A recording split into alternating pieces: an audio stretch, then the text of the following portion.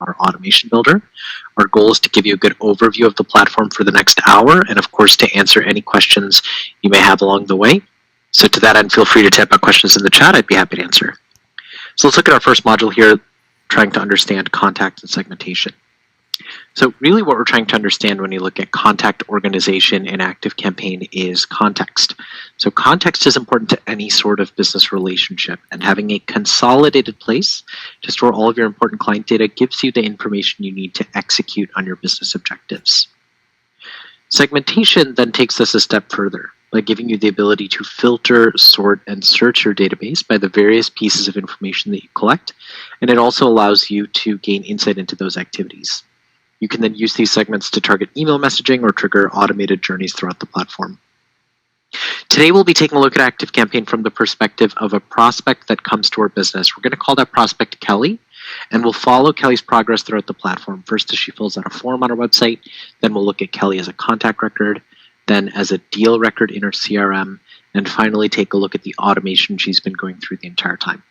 So I'll switch over to my screen.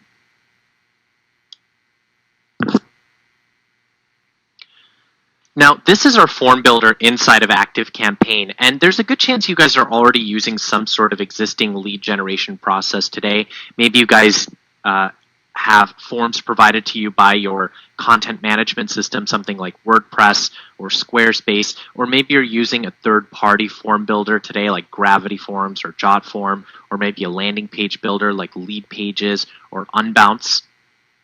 Regardless of if you're using that type of third party or not, if you are doing so, you can integrate that data into ActiveCampaign. Or the easiest way to get started with ActiveCampaign is actually just to use our existing form builder that we have here. This is available on all of our plans. And so as an example here, we've constructed a very simple lead gen form. And all we're doing is we're asking for some basic information, right? We're asking for the name, the email, the industry that they're in. And of course, we can always add in additional details from the right-hand side. So if I want to ask for more information, like maybe I want to ask for the phone number, I can just drag in a phone field here. I could drag in the ability to add images. And of course, we also give you the ability to create custom fields. So here we see this bright green button in the lower right that gives us that ability to add a custom field. So you guys all have very different businesses, different audiences. It's important to ask those critical questions up front that are relevant to your audience. So again, that you can gain more context into your audience. So we can add any additional fields that we want to collect more information. But for now, we've kept this very simple. Kelly's interested in learning more about her business, so she fills out the requisite fields here and she hits submit. When she hits submit, a contact record is generated automatically in our system. And this is what that contact record looks like. And we're going to spend a little bit more time here. So up at the top, we have the contact's basic information, like Kelly's name, her email, her phone number, location, her company, and even her role at that company. And I can click into and modify each of these fields as they may change. On the right-hand side, we have the activity stream, which is a feed of live data on actions this contact has taken, like opening campaigns, visiting our website, CRM activities that our team has completed with Kelly, right? This is like a timeline for the contact. It's a single centralized view of every interaction we've had with this contact. And if that's a little bit busy for us, I can click into the filters in the upper right, and I can actually drill down into something more specific. So if I just want to look at campaign activity, for example, I can just take a look at the campaigns that we've sent to Kelly, the campaigns that she has opened. I can even click into the subject line here, and I'll see the content of that email as well, just in case we need a reminder. So it's really handy to have everything centralized here on the right-hand side. And then right here in the core section of the profile, starting with About Kelly Whitcop, this is where we are storing the majority of the information on our contact. And we're going to be organizing this data into a few different sections, which are fields, tags, and lists. So I'll start with fields as they're the first represented. So fields up here are the individual and unique pieces of information that we collect across all of our deals. Okay, it's the most granular form of segmentation that we can do with an ActiveCampaign. So in this account, we have fields listed such as address, zip code, state, industry, etc. And then the information stored within each is unique to that contact. So Kelly's zip code of 60601, address, her state of Illinois, her industry of computer software, these are all unique to Kelly. So fields are the descriptive elements of our contacts. We use this for a lot of demographic type of segmentation. And below the fields, we have our contacts tags. Tags are labels that we can apply to organize activities, actions, and behaviors of contacts.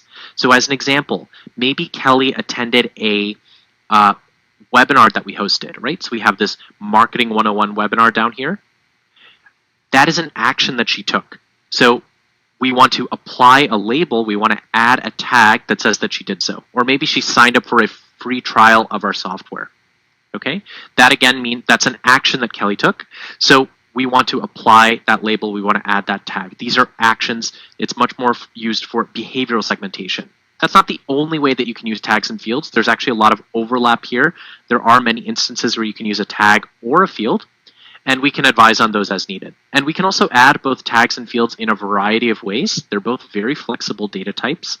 I can add both tags and fields through automations, and we'll show you how at the end of the session today. But in a pinch, we can always just add a tag manually as well, like this. And similarly, I could always manually update a field if I wanted to. Okay. And then the third and final layer of segmentation in ActiveCampaign are lists. Lists are directly related to the email marketing side of the platform. So when we are looking to build out a campaign, we are going to send that campaign to one or multiple of these lists. And if the contact is subscribed to that list, they'll receive that content. Pretty straightforward. Now, contacts can be subscribed to multiple lists. So here we'll see Kelly is subscribed to a few, like current customers and newsletter. But she's unsubscribed from others, such as updates and announcements. And that brings us to a really important point, that contacts manage their own subscription to email lists. Think about this in your own experience. Think about the weekly newsletter that you might receive, or think about automated emails that you receive, maybe updates and announcements emails after you purchase a product online, right? Those are all emails that you have opted in to receive. You have subscribed to that mailing list. At the same time, you can opt out or unsubscribe from those emails at any time. You have that right as a consumer. So the same principle applies here when we are now running our lists. So since a contact can unsubscribe from our lists at any time, what does that mean for us in practice? Well, it means that when we do segmentation in ActiveCampaign, we actually want to use fewer lists overall. Okay? We want to be very strategic in how we want to use lists, and typically that means we want to use a very small number of them. And for any more granular pieces of information, any other additional data that we're collecting, we want to use a combination of tags and fields to do so. Okay? An easy way you can think about this, a contact can unsubscribe from a list, but they can't really unsubscribe from a tag or a field, right? So these are purely internal classifiers that we use ourselves. So as a result, we have a lot more flexibility and control when we use these data types as opposed to lists. I bring that up specifically because a lot of other email marketing softwares are heavily list-based, where the list is the focal point of segmentation. That is not the case in ActiveCampaign. Okay, so that's just a quick breakdown on lists, fields, and tags. We have a lot more resources, and I can talk about this in more detail if you want. Now, it's likely you already have this sort of information in another tool or service, right? You have names, emails, phone numbers. Maybe you even have lists, fields, and tags broken out. And you want to bring that into ActiveCampaign.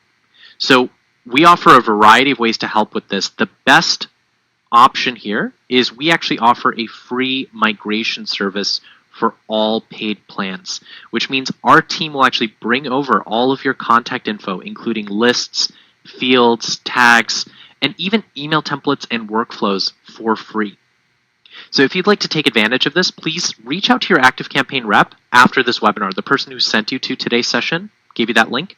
Reach out to them. They can get you started. Or I've included a link here in the group chat where you can read about the migration process in a little bit more detail and see how you can get that submitted. So again, not just the contact info, but also email templates and automations as well. Okay, now that we have this data in our account, let's see how we can make this actionable, right? This is where the concept of segmentation comes in. Again, segmentation is that ability to sort and filter our contacts based on the data that we've collected here, based on these tags and fields and lists, etc. And to show you that, I'm going to go to our contacts object here in the upper left-hand side, and it's going to look like this. Okay. Now, we were just looking at one individual contact before. We were just looking at Kelly. Now we're looking at all the contacts in our account. We have 269 contacts total. Obviously, we don't just work with one contact at a time, right? You guys may have dozens. Some of you may have hundreds. Some of you may even have a couple thousand contacts. Whatever the case may be, you're going to see all of your contacts listed here. And if I scroll, I can find all of these contacts. If I clicked into any of them, I would pull up a similar profile to the one that we just saw for Kelly, which means that each of these contacts have their own unique attributes. They have their own data types as well, their own tags and fields. So let's try to make some groupings here. And again, segmentation is important because it results in better marketing outcomes. The more personalized we can get with our messaging and with our groupings, the better results we're going to get, whether that's revenue attribution, whether that's open rates, click-through rates, overall engagement. Your marketing is going to improve the more you can do this. So this is one of the most important pieces of today's session. I would say if you leave today's webinar just knowing one or two things, I would make this one of them. It's the amount of data that we provide to you to make these groupings and the ease of use in building these types of conditions to build these segments. So what data do we provide? Well, first and foremost, we offer all of those lists, fields, and tags that we just talked about on the individual contact record. All of them can be segmented here in this builder. So I can ask questions like, give me every contact that has tag X. Or give me every contact that has field Y. Or give me every contact that is on list B, but is not on list C. Okay? We also have actions data here. So I can see how is the contact interacting with our system. Have they opened, a specific email, a campaign? Or have they not opened an email? The opposite logic always applies here in the segment builder, right? Has opened, has not opened. Is in a list, is not in a list. Has clicked on a link within a campaign or has not clicked on a link. This is oftentimes a better way to filter based on those who have clicked on a link because just opening up an email is a rather shallow metric. It's not the best indicator to gauge interest, but clicking on a link is a much better form of tracking engagement. So maybe we want to filter here instead. Or let's find every contact that is currently in an automation, or maybe not in an automation. So we have this actions data. We also have site and event data, so we can see how is the contact interacting with our website. Have they visited our pricing page, our product page? How many times have they visited that page? How many times have they visited our website overall? Right? We also have e-commerce data. So if anyone is selling products online, let me know in the chat, specifically with something like Shopify, WooCommerce, BigCommerce, Square, those platforms in particular, because we have what is called a deep data integration with those platforms. We will actually pull in all of that rich product and payment data from those stores into ActiveCampaign, and now we allow that data to be actionable. So I can filter based on all contacts who have a lifetime value greater than $100, or everyone who has made a purchase or has ordered in the last 60 or 90 days, or every contact that has ever made a purchase or has abandoned a cart, right? We have tons of e-commerce capabilities here as well, so happy to talk about that in a little bit more detail if you guys have questions here. If you are using one of those stores, you're basically going to be living in this e-commerce section to build segments. And we don't even have the time to go through each of these option categories in detail. There's just so many permutations. We'd be here for an hour just looking at them one by one. So let me make this more concrete by showing you an example. So let's say out of my 269 contacts total, I want to find every contact that has a tag. Okay, so it's a very simple point and click interface. There's no querying or anything complicated. And I just say, give me every contact with tag. And this gives me all of my available tags in my account. And I say demo link clicked. Okay, give me every contact with this specific tag.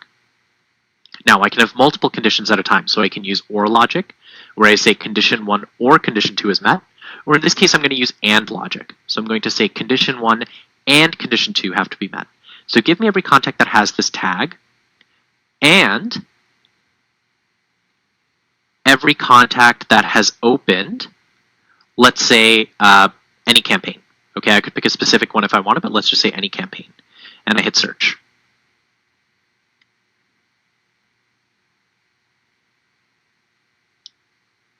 And when I hit search, I come up with 33 contacts. So these 33 contacts are the ones that match both the conditions that I've defined. And from here, I can do a few things. I can export these contacts if I need to get them out of ActiveCampaign. I can save this group as a segment, so I don't have to keep on building this logic again and again. But probably most powerfully, I can make changes to these contacts using what is aptly called our bulk editor. Okay, so the bulk editor allows me to make a single change, and it will execute across all the contacts in the segment at the same time. So maybe we have a redundant tag. We had a tag that we used to use, but it's no longer in use. So let's just go ahead and remove that tag. Well, as soon as I do that one time, it will execute across all 33 contacts. It allows us to be much more efficient in managing a lot of contacts at once, which is really handy. So this can come into play a lot of different times if you want to update an automation or add to a list or update a tag or a field. Now, it's important to note that the bulk editor here, this is for a one-time process, right? This is where I want to quickly grab a group of contacts and make an adjustment on the fly and then keep going. It's not for an ongoing process. If we're looking for an ongoing process, we're going to look at automations, which we're going to see again at the end of the session today. Okay, that's where I get to say, if this criteria occurs, or if this happens, if XYZ happens, then let's perform some action. That's going to be done in an automation instead. Okay, I know a lot of you guys probably have questions about that stuff, and we're going to get there. So this segment builder is so important to understand. It's not just how we manage a lot of contacts in ActiveCampaign, it's also how we build logic in the system. So just be familiar with this type of interface, as we're going to be seeing it time and time again. So that actually wraps up our first module. We've already looked at forms, contacts, and then segmentation. We're going to take a quick pause here for a few minutes for some questions, and then we're going to move on to the Deal CRM and finish up in our automation builder.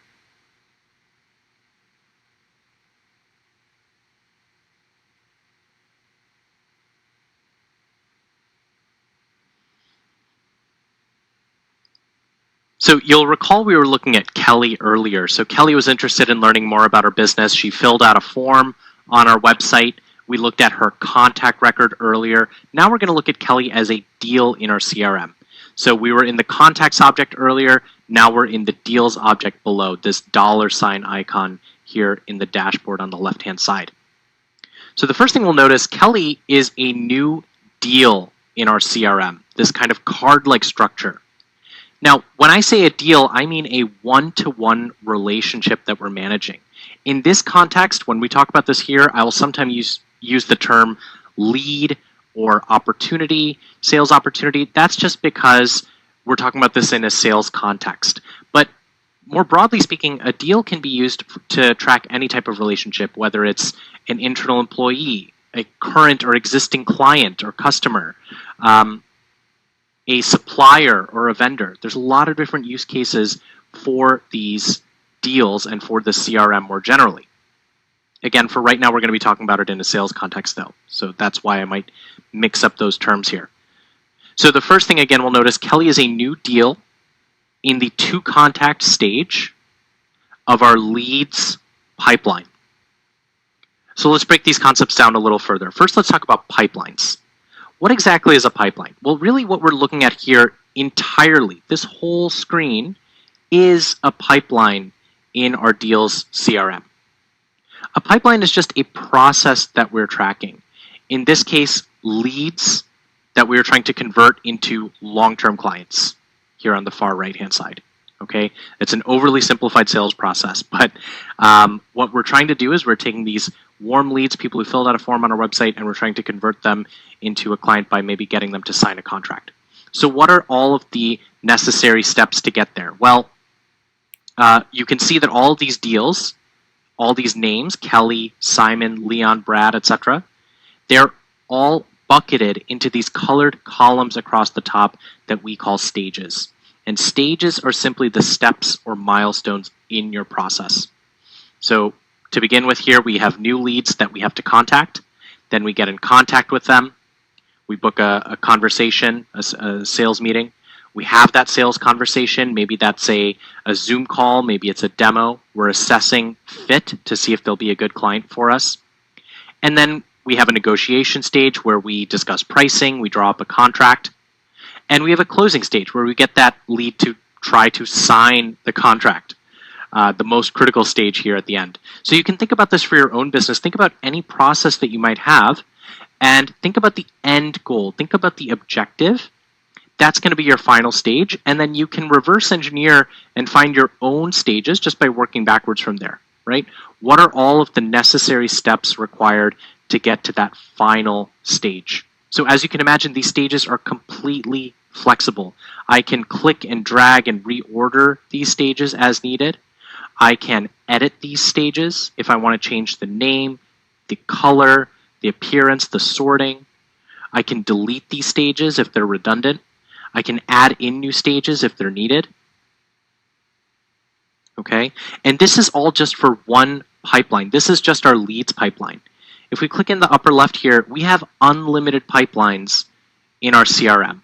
If you guys have 15 different processes that you want to track in your business, by all means, create 15 different pipelines. You can do that. So I'm going to switch to my customer success pipeline just for a minute here and look at a different pipeline just to further illustrate this idea of the flexibility of pipelines and stages.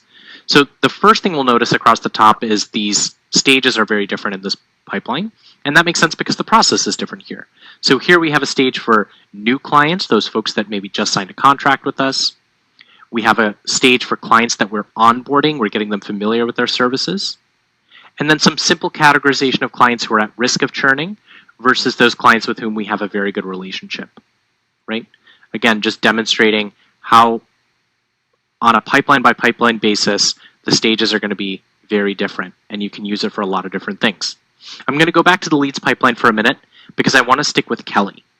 So while Kelly on this macro view, on this pipeline view is this kind of card-like structure, I can click and drag this deal through the different stages in the pipeline. If I actually click into Kelly's card, I will pull up all of the detailed information on this relationship. So up at the top, we have the deal name and also the deal value. This is where we're asking, what is the dollar value associated with this opportunity? So if Kelly, who's the primary contact on this deal, and also we've included her manager, Matt, as a secondary contact, okay, because we're going to need his signature to actually get this deal done. So we want to loop him into all conversations. So we've included Matt as a secondary contact. So we think that if Kelly and Matt were to sign a contract with us, we think it would be worth about $2,000 to us. Of course, we can also change the currency here. We can set the default currency to something else. I know we have a lot of people not in the US in this session. So it's important to keep this deal value up to date because all of our sales and pipeline reporting is contingent on this number being accurate. Then we have the deal owner. The deal owner asks who manages this relationship. If you're a one-person shop, you're always going to be the deal owner because you manage, every relationship in your business. But if you have a larger team, a more dynamic team, multiple salespeople, etc., maybe some account managers, it's going to be very important for you to know who manages a given relationship, and you can, of course, reassign that deal owner as needed very easily. We also have the status. Status is critical in any CRM. It allows us to see what is working and what is not in our processes. So far we've only been looking at open deals, meaning opportunities that we're actively pursuing. But there's also lots of deals that we've marked as won, meaning we succeeded at the process. In this case, they signed the contract. And there's lots of deals that we've marked as lost, where the opposite is true, right? We did not succeed at completing the process, or they didn't sign with us for whatever reason. Marking deals as won and lost is, again, critical. It really impacts that sales and back-end reporting, so we can see how much dollar value have I won or lost over a period of time, what's my win-loss ratio, etc. And it allows us to iterate and improve on our overall processes. Here in the middle, we have our deal custom fields. Deal custom fields are the exact same as contact custom fields that we just covered earlier on the contact record, except now these are on the deal record. Deal custom fields are just individual and unique pieces of information that we're collecting on all our deals. We use this for further segmentation and classification. So as an example, we are a software business, so we want to know what features are this deal interested in, right? What features are Kelly and Matt interested in from our software? Well, they're interested in XYZ features. So you guys might have something here like service interests or product interests as an example of a deal custom field. Of course, we can have as many of these as we want, and we can customize these as much as we want. In the upper right, we have tasks and task management. At the end of the day, tasks just hold us accountable. Okay, so we can add tasks through automations, but most of the time, we're going to add tasks and update tasks manually. So this is what an individual task looks like. We have a task type. Is it a meeting we have to attend, an email we have to send, a call we have to make? And we can edit these task types as well. We're not limited to these options. And then we have a time and a date that the task is due. And if we don't mark this task, we see in the lower left-hand side how we can mark it as complete. If we don't mark it as complete within the allotted time, it will show as an overdue task for us, which is not that big of a deal. It's not the end of the world. It just alerts us to the fact that we have something we need to complete. Okay, and we'll show you what overdue tasks look like in just a minute. Down at the bottom, we have notes. This is where we can keep track of individual interactions. We can add notes through automations, but most of the time we'll just add them manually. And we also have this emails tab. This is one of the most popular things that our customers set up as soon as they start working with the CRM. It allows you to have a unified email correspondence with all the contacts in your deal. So I can see the one-to-one emails that I'm sending back and forth with Kelly and Matt directly here on the emails tab. It's enabled by a simple integration with your own Gmail or Outlook account. And then it allows us to consolidate all of that communication and have that a record of that here in the CRM. So it's really handy to integrate your personal email account into the deal CRM. And in the lower right, we have the recent activity feed. This is the exact same as what we talked about earlier on the contact record. It is a single ledger of every interaction we've had with this deal, sorted by most recent activities at the top. So we can see the deal record individually here, and the CRM more generally, this pipeline view, and we also have this task view, which now we understand what tasks are. Let me show you what this looks like. So this is actually much more popular with their users because I think it's very tactical. It allows you to plan your day well. I can see what tasks I have that are overdue that I should get to right away. Right? These I was supposed to do a couple days ago. And then upcoming tasks and other deals for which I have tasks several days out, scheduled tasks. Right? But regardless, whether you're in this task view or in this pipeline view, the CRM, it's really the nexus for managing one-to-one relationships. Okay, we've been looking at this, again, mostly in a sales context, but you can use it for any one-to-one relationship that you want. And it's important to note that this is really just the framework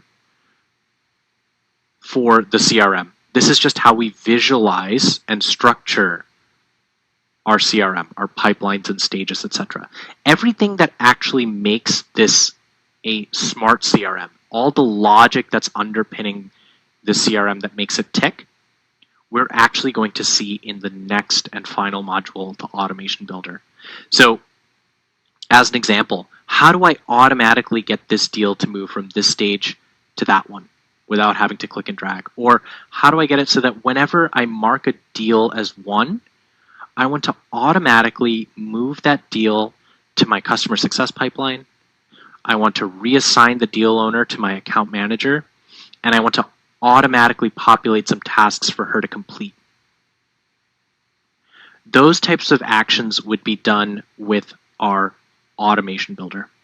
And let's go there now, just as we wrap up, and we'll take questions at the end. So I've been alluding to automations this entire time, from the very beginning of the session, and for good reason. Automations are by far the most important feature in ActiveCampaign. All the other features that we've looked at so far, the ability to build forms, segment your contacts, design an email and send it to a list, or create pipelines and stages, those are all great features by themselves. But none of them are particularly unique to ActiveCampaign. So what really sets ActiveCampaign apart is this automation capability here. It's the ability to pull all of those elements that we've talked about so far and pull all of that data together. And in this builder here, we can automate and craft a really cohesive customer experience. That's really what we should be thinking about here as we look at automations, is what is the experience that I want to deliver to my leads and clients. Okay, I'm going to scroll through here just to show you what this automation looks like. Again, automations are just logic workflows so that we can save a lot of time in the process and deliver really optimal experiences, right? The lines really start to blur here between sales, marketing, support, service. It really just all becomes customer experience, okay? And as we look at this kind of colorful flowchart view, if this looks a little bit overwhelming right now, don't worry, we're going to go through it step by step. I promise it'll make more sense. And the great thing about automations is they're what we call a highly leveraged task, meaning it's a great place for us to spend our time and invest our time. While it does sometimes take a bit of time to come up with an automation, a workflow like this, that the logic is sound, it's delivering the experience that we want. Once we turn it on, we have this active button in the upper right. Once we actually flip it to active, it just works like an engine running in the background of our business, delivering these very personalized experiences. It doesn't matter if it's the first contact, the 500th contact, or the 10,000th contact that goes through this workflow. They're going to go through it in the exact way that we've defined that's unique to that contact. Okay, so while we invest the time up front, it actually yields back time to us as we go along. So more technically, automations just consist of two things. Automations consist of a trigger and an action. Or in this case, and in most cases actually, most automations, you're going to have a trigger and you're going to have a bunch of actions. So we have a series of actions here. This single trigger and all these actions below. Okay? So let's start with the first. Automations always begin with some action or event that a contact takes. This is known as our start trigger. So in this particular automation, our trigger is that a contact submits a form. Specifically our prospect form. Okay, I could pick any form that I want, but I chose our prospect form. And if we go back way at the beginning of the session, we'll recall we saw this form earlier. Whenever someone hits submit on this form, it is going to kickstart this workflow. That's how we've defined this. Now, we're not limited to one trigger at a time. We can have multiple triggers for a given set of actions. We're also not limited to contact submits a form. So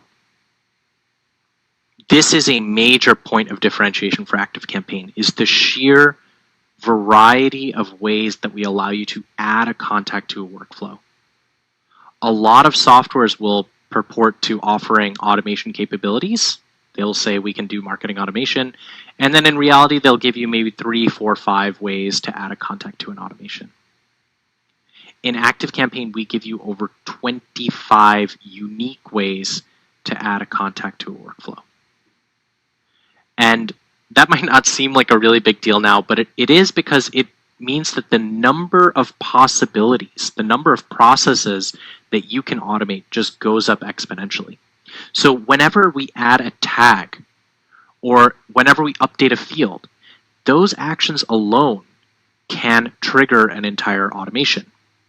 We combine this then with integrations, right? You guys aren't just working with ActiveCampaign, you're working with dozens, or at least several other tools, and we integrate with hundreds of different tools.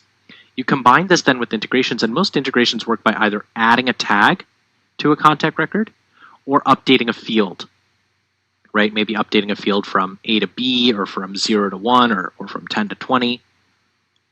And just by that action alone, we can now trigger a sequence. So let's say we have an integration with QuickBooks and we issue an invoice. QuickBooks is a very popular accounting software. Let's say we issue an invoice to a customer.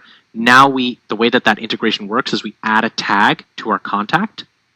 Well, just by adding that tag, now we can kickstart something. So the end result is something happened in QuickBooks. Now we've automated something to happen here in our marketing in ActiveCampaign. That is extremely powerful because now we can have just even more processes automated within our business. Or as another example, when a deal changes from one stage to the next, or when we mark a deal as won or mark a deal as lost, that alone can trigger an automation. So we don't have the time to go through each of these in detail, but spend some time here. It'll really allow you to connect the dots and see all of the possibilities, and it'll really allow you to get creative with it. But for now, we're keeping it very simple. We're just saying that a contact submits a form. Okay, the easiest one to kind of wrap our head around. So now we have our trigger. We know how it's starting. Now we have to execute some actions against this contact, and we can do this in one of two ways. We can add actions by clicking and dragging from the right-hand side, or my preferred method, we can click into these little plus signs here, these nodes, and we'll see the exact same options will appear for all of our actions. I prefer this is a little bit more colorful. It's easier to read, but they're the exact same actions. And we're not going to go through each of these actions. We're just going to go through a few. Okay. So the first action we're going to add to this sequence is we're going to send an email. I know it's not groundbreaking stuff, but this is still a great place to start. Keep in mind, this is a form on our website. They don't know who we are yet. We don't know who they are. This is about building a relationship and letting them know that we're going to reach out as soon as possible. So we send that welcome email, and the timeliness really matters. Next, we're going to add a deal to this contact. So if you recall, if we go back to our CRM, Kelly had just kind of appeared here in our CRM in the right stage, in the right pipeline, to the right salesperson, like magically. That's because an automation told it to do so. Right here, we automatically add that deal as soon as they submit that form. And next, we're going to add a task to that deal to reduce the margin of error that we neglect this deal, right? So we ensure that nothing slips through the cracks. Let's preemptively add some tasks. Next, we're going to wait for a few days. If we'll notice here in the first couple of actions, there's no default wait steps in ActiveCampaign, right? These first few actions happen simultaneously, so we need to add a wait step if we want one. We go into conditions and workflows, and we can find a wait step. We can wait until something happens or just wait for a certain period of time, which is what we'll do here. So we're going to wait for 2 days, and we can wait for minutes all the way up to years. We give you a ton of flexibility here because timing really matters in customer experience. And from here, we want to get more specific with this contact. And we're going to split this automation into two using something called our if-else statement, right here, this dark gray block. So the if-else statement allows us to use logic to define two paths, a yes path and a no path. And the logic is very simple. We're just saying, has the contact opened our welcome email? And if you recall, this should look familiar. We saw this earlier in the session. This is that kind of segment. This is that segment builder that we saw earlier. I mentioned whenever we build logic, it's going to look just like this. Right? So the logic is, again, have they opened our welcome email? This email up here. If they have, we will go down the yes path automatically and put them in a simple sequence of emails, what we call a drip sequence sometimes in marketing. Okay, send them an email, wait for some days, send them an email, wait for some days, on and on. This is actually our desired result. This is what we want to happen. We want this contact to schedule a training with us. But if they do not open that welcome email, they're going to go down the no path automatically. We'll send them a different follow-up email, wait for a few more days, and split the automation again. Now we're going to say, okay, has the contact opened either our initial welcome email or our follow-up email here? If they've opened even one of the two, we're going to go down the yes path automatically, and you can go to another action. We can follow the dotted line, and we're going to put them back in this drip sequence that we saw earlier. Send an email, wait for some days, on and on. So we're giving them the benefit of the doubt. If they've even opened up one of two emails, let's put them back here and get them to our desired conversion. But if that contact still has not opened either email, they're 0 for 2 now after 4 days. We're going to go down the no path automatically. We're going to add a tag that says that this contact is unengaged. Right? I mentioned very early on, we can add tags through automations. This is the best way to do that. We're going to tell our sales team to reach out one more time, and we're even going to send a text message. Because in ActiveCampaign, we're not just limited to sending emails, we can also send an SMS. And this is exactly how we want to send a text message in ActiveCampaign. It's a one-way pointed notification with a specific call to action. Okay, it's not meant for a two-way texting conversation. If anyone's interested in two-way texting, let me know in the chat. We can make some recommendations there. But even this one-way text is extremely powerful because it allows us to try a different channel approach. Okay, maybe email wasn't resonating with this contact and they weren't checking it, or for whatever reason wasn't yielding a result, a conversion, but maybe text message will get us that conversion. And if that contact still does not reply in the next couple of days or show any indication of interest, let's just go ahead and remove that contact from our database altogether, since they're clearly no longer interested. Now, this is just an example. Okay, this is by no means the best automation for your business. It might not even be the best automation overall.